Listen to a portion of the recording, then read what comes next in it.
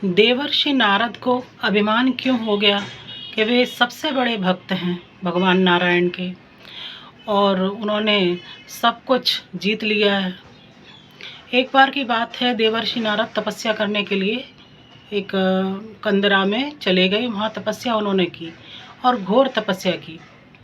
देवर्षि नारद भगवान ब्रह्मा के मानस पुत्र थे। तो जब वहाँ तपस्या कर रहे थे और घोर तपस्या कर रहे थे तो इंद्रदेव को लगा कि कहीं उनका आसन छिन न जाए, क्योंकि इंद्र आप जानते हैं कोई परमानेंट कोई देवता नहीं है। इंद्र एक देवताओं के जो राजा हैं उनकी पदवी है जो बदलती रहती है। तो इंद्र को डर हुआ। उन्होंने कामदेव अनंग जो भगवान नारायण के ही पुत्र माने जाते हैं, भगवान शिव ने उनको भस्म कर दिया था। उनको अप्सराओं के साथ भेजा कि जाओ और जाकर नारद का तप भंग करो। नारद के पास आए कामदेव और अप्सराओं ने नृत्य किया, लेकिन नारद जी जो थे वो अपने तपस्या पे अडिग रहे।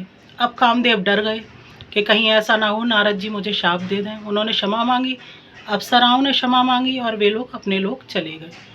अब नारद जी को बड़ा अहंकार हो गया कि देखो, जिस कामदेव से कोई नहीं बच सकता उसको मैंने जीत लिया, मैंने अपनी इंद्रियों को वश में कर लिया। अब मुझसे बड़ा तपस्वी और मुझसे बड़ा भक्त कोई है ही नहीं।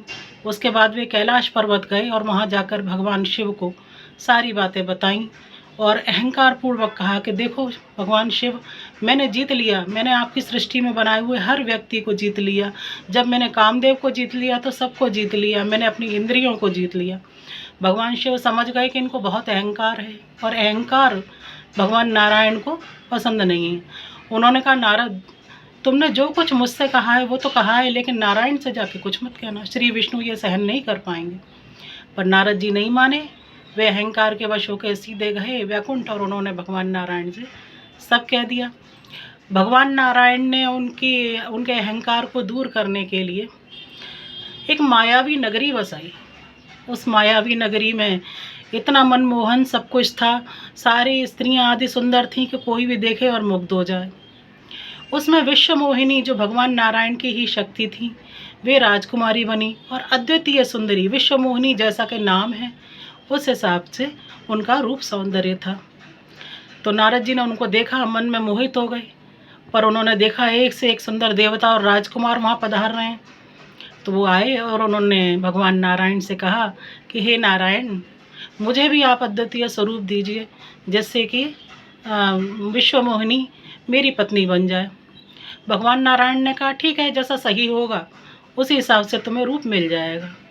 अब नारद जी ये सोच के खुश हो गए, दर्पण में उन्होंने देखा नहीं, ये सोच के खुश हो गए कि भगवान ने मुझे अद्वितीय सौंदर्य दे दिया है।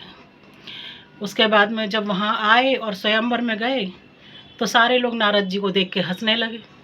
तो नारद जी ने सोचा कि क्या हो रहा है। तब उन्होंने जा कर के जब वहाँ जल था, जल में अपना चेहरा देखा तो पाया कि ये तो एक वानर का चेहरा है।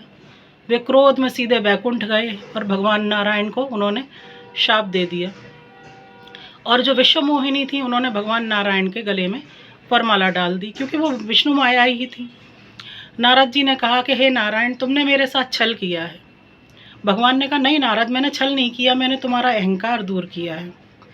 तो नारद जी नहीं माने, क्रोध में वो बोले कि ऐसा है जैसे तुमने मुझे वानर का रूप दिया है और मेरी पत्नी से, मेरी होने वाली पत्नी से मेरा वियोग कराया है, उसी प्रकार तुम्हें भी पृथ्वी पे अवतार लेना पड़ेगा और पत्नी वियोग सहना पड़ेगा और उस समय वानर तुम्हारी सहायता करेंगे।